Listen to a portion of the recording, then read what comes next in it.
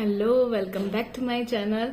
तो आज मैं फिर से आ गई हूँ एक हेल्पफुल सा बेनिफिशियल सा वीडियो लेके जो आपके बच्चों की समर्स को बना देगा बिल्कुल कूल और हैप्पी। तो बने रहिएगा वीडियो के एंड तक। आज का टॉपिक है कि कैसे हम हीट रैशेज या प्रिकली हीट रैशेज को प्रिवेंट करें और इनके हो जाने पर हमें क्या क्या करना चाहिए और ये होती क्या है।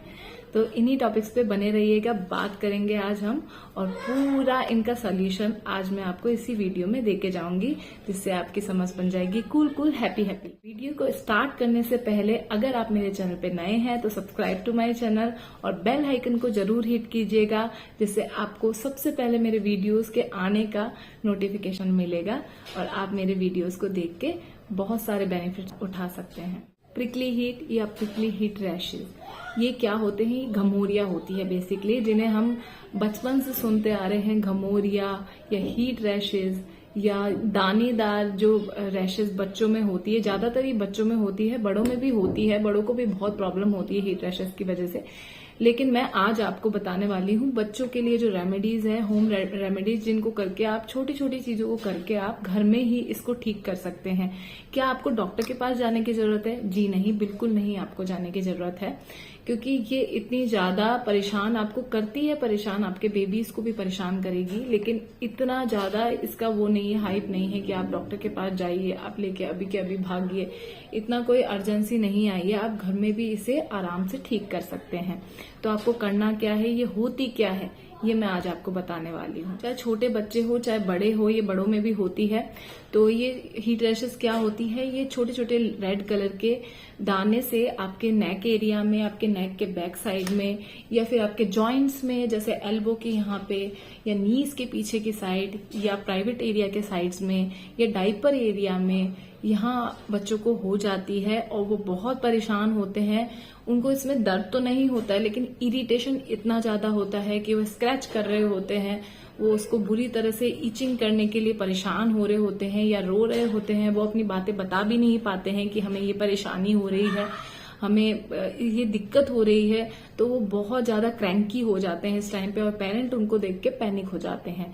तो बिल्कुल भी पैनिक मत होइए। मैं आज आपको इसको कैसे ठीक किया जाए, हो जाने के बाद कैसे ठीक किया जाए, वो भी घर में, तो उसकी रेमेडीज बताऊंगी। और जल्दी से आप समर को हैप्पीली एंजॉय करने के लिए तैयार हो जाइए अपने बच्चों के साथ। तो आपको क्या करना है, आपको करना है, अगर बच्चे को रैशेज हो गया है, आपने देख लिया है कि दानेदार कोई चीज यहाँ पर हो रही है या नेक एरिया में या डाइपर एरिया में, जो भी बंद जगह होती है, क्योंकि बच्चे क्या होते हैं, कई बच्चे गोलू मोलू होते हैं, उनका वैसे भी वहां पर एयर नहीं जा रहा होता है जहाँ पे उनके बड्स पड़े हुए होते हैं, या जो भी नी के पीछे का एरिया है वो बंद रहता है, या जॉइंट का एरिया होता है वो हम बार बार क्लोज हो रहा होता है। तो वहां पर क्या होता है ना, एयर अच्छे से जा नहीं रही होती है। तो जो स्वेटिंग है वो हो तो रही होती है लेकिन वो रिलीज नहीं हो, मतलब वो अच्छे से ड्राई नहीं हो रही होती है, एयर के संपर्क में नहीं आ रही होती है। तो क्या होता है ना, वो पसीना जमा हो के वो पोर्स को बंद कर देता है स्किन की, और उसमें दाने दाने से रेड से हो जाते हैं जो बहुत ही इचिंग कराते हैं और बहुत परेशान करते हैं, रैशेज होते हैं। तो उन्हें ही हम हीट रैश कहते हैं।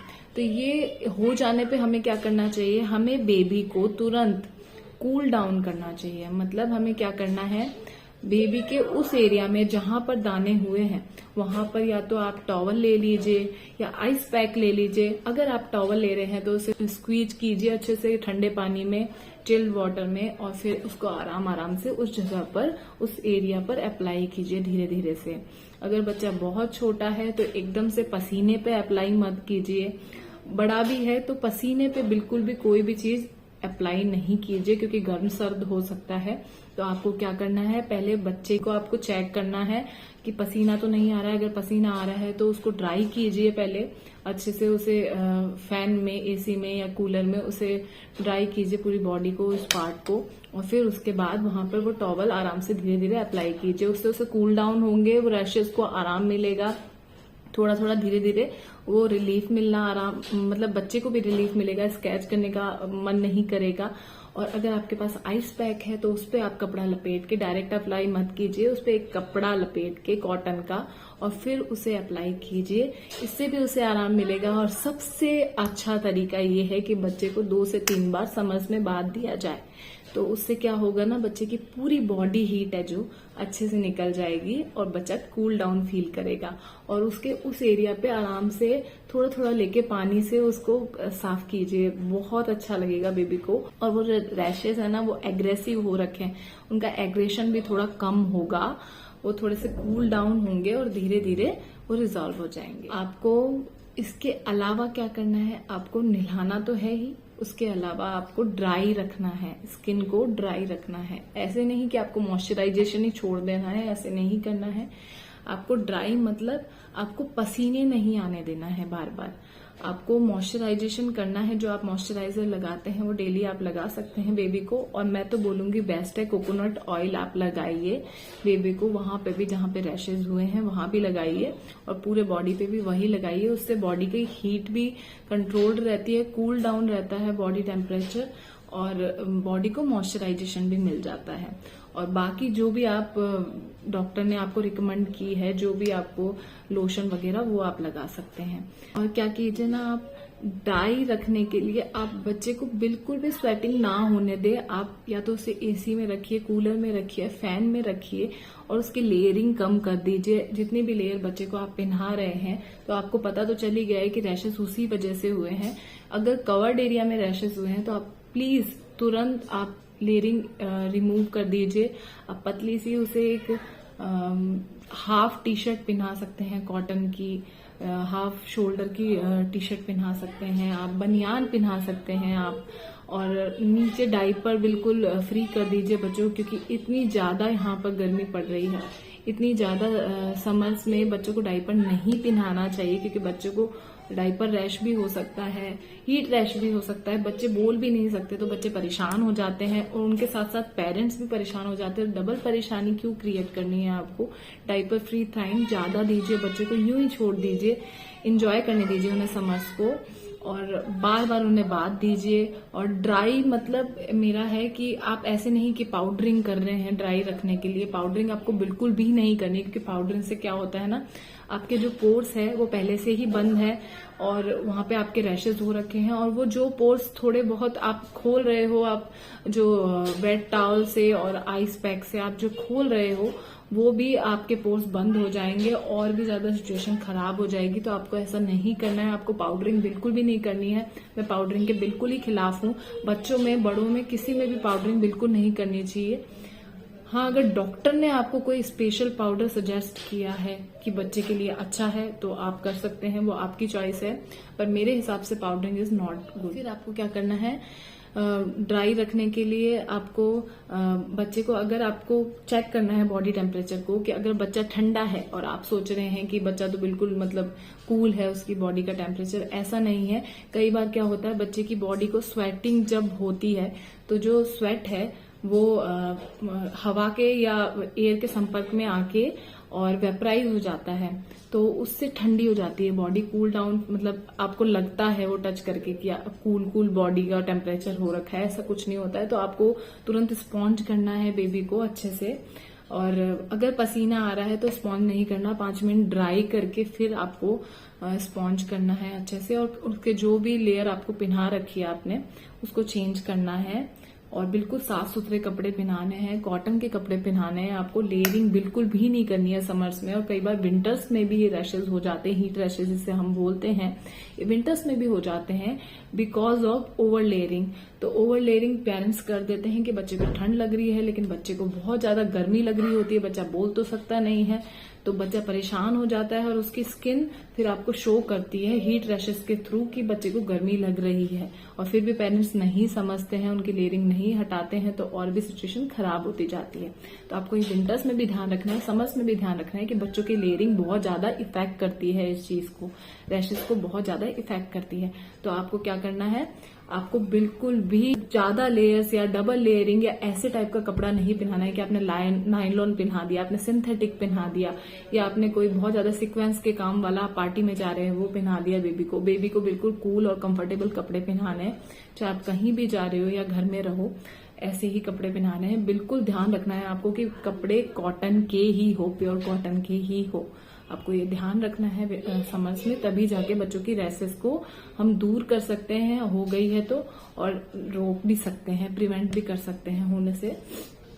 और इसके बाद है नेक्स्ट है कि आपको खाने पीने का ध्यान रखना है बच्चे का बहुत ज्यादा, उसकी बॉडी को हाइड्रेट रखना है बहुत ज्यादा, उसकी बॉडी में इतना पानी जाना चाहिए, या अगर बच्चा ब्रेस्ट फीड पे ही है तो ज्यादा से ज्यादा उसे फीड कराना है, बार बार फीड कराना है। और अगर बच्चा ब्रेस्ट फीड से मतलब ब्रेस्ट फीड भी कर रहा है और बाकी के मील्स भी ले रहा है, तो आपको हाइड्रेशन का बहुत ज्यादा ध्यान रखना है कि बार बार पानी पिलाइए, लिक्विड पिलाइए, जूसेस पिलाइए, लेमनेड पिलाइए, या फिर आपको ओरली आपको बार बार ठोस सॉलिड की जगह आपको लिक्विड पे ज्यादा जोर देना है बच्चे की, जिससे हाइड्रेट रहेगी बॉडी, तो वैसे ही अंदर से हील कर जाएगी रैशेज।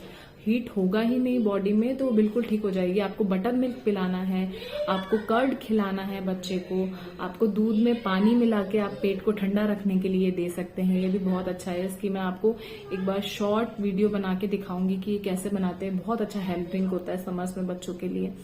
तो आपको ऐसी चीजें देनी है बच्चे को, कोकोनट वाटर देना है बार बार। मैं पर्सनली अपने बेबी को कोकोनट वाटर 1 से 2 बार देती हूँ समर्स में रेगुलरली। तो आपको कोकोनट वाटर देना है बेबी को, जिससे वो हाइड्रेट फील करेगा, उसकी बॉडी हाइड्रेट फील करेगी, तो अंदर से हीट आएगा ही नहीं बॉडी में, तो रैशेस होंगे नहीं। उसको ड्राई एरिया में रखोगे तो रैशेस होंगे नहीं।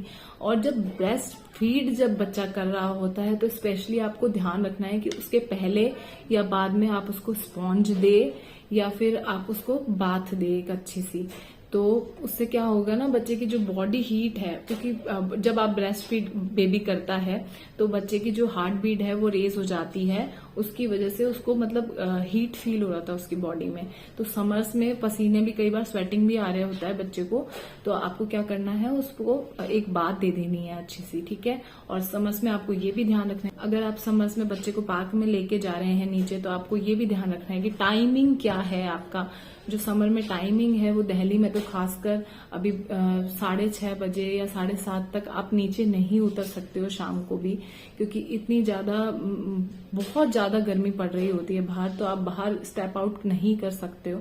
तो आपको क्या करना होता है, आपको टाइमिंग भी देखना होता है। छोटे बेबी को आप लेके जा रहे हो या बहुत न्यू बॉर्न को लेके जा रहे हो, तो उस अकॉर्डिंगली आप बाहर का टेम्परेचर देखिए कि बिल्कुल से स्विच नहीं हो जाए टेम्परेचर बाहर जाने से। घर का टेम्परेचर एकदम कूल डाउन है, बाहर का एकदम गर्म है, आप एकदम से बाहर बच्चे को लेके जाएंगे तो वैसे ही बॉडी में टेम्परेचर स्विच होगा, तो और भी चीजें हो सकती है, बच्चे को दिक्कत हो सकती है। तो आपको टेम्परेचर का ध्यान रखना है बाहर जाए तो। अब बाहर से आने के बाद आपको क्या करना है, एक अच्छी सी बात देनी है बच्चे को, लेकिन उसके बाद के पहले क्या करना है आपको, अच्छे से उसको, अगर स्वेटिंग हो रही है तो उसको पहले पंखे में आराम से 5-10 मिनट रखना है। एकदम से टेम्परेचर चेंज नहीं करना है आप लोगों की, पसीने में लाए आप बच्चे को और उसको नहला दिया, ऐसा नहीं करना है आपको। आपको लाके थोड़ी देर वेट करके उसके बाद आपको उसको नहलाना है, उससे उसकी बॉडी को बहुत अच्छा लगेगा। और बहुत छोटा बेबी है तो उससे स्पॉन्ज भी दे सकते हैं आप, तो उससे उसकी बॉडी कूल डाउन रहेगी और उसमें हीट इतना ज्यादा नहीं रहेगी कि आपको रैशेस दिखे, रैशेस की परेशानी हो। और ये सब था प्रिवेंट करने के लिए कि अगर आप बच्चे को बचाना चाहते हैं रैशेस होने से, तो आपको पहले से क्या क्या करना चाहिए। आपको इन सब चीजों का ध्यान रखना है पूरी समर्स में, कि बच्चे को आप बाहर लेके जा रहे हैं तो टेम्परेचर चेक करना है आपको बच्चे की क्लोथिंग का बहुत ज्यादा ध्यान रखना है कि लेयरिंग क्या है, बच्चे को आपने कितनी लेयर्स पहना दी है अपने बच्चे को, कहीं यहाँ तक तो नहीं पहना दिया है आपने बच्चे को। अब कई बार क्या होता है, मदर्स मॉस्किटोज की वजह से बच्चे को ज्यादा ओवर लेयरिंग कर देती है, वो भी नहीं करना है आपको, वो भी ध्यान रखना है, क्योंकि ओवर लेयरिंग से और ज्यादा मतलब अलग टाइप की प्रॉब्लम्स आपको आ जाएगी। आप मॉस्किटो से बचा लेंगे लेकिन बाकी टाइप की प्रॉब्लम्स आ जाएगी। तो आपको हर तरफ से, मतलब बोलते हैं ना, एक बेबी को मतलब बड़ा करने के लिए या एक बेबी का ध्यान रखने के लिए, एक बच्चे की परवरिश के लिए आपको जी जान से लगे रहना पड़ता है कि ये ना हो जाए, वो ना हो जाए। आपको हर तरफ ध्यान रखना होता है कि अगर मैं ये करूंगी तो ये प्रॉब्लम तो नहीं हो जाएगी, वो करूंगी तो वो प्रॉब्लम तो नहीं हो जाएगी। सारी प्रॉब्लम से बच के जो निकल जाए वही माँ होती है। तो आपको ये चीजों का बिल्कुल ध्यान रखना है।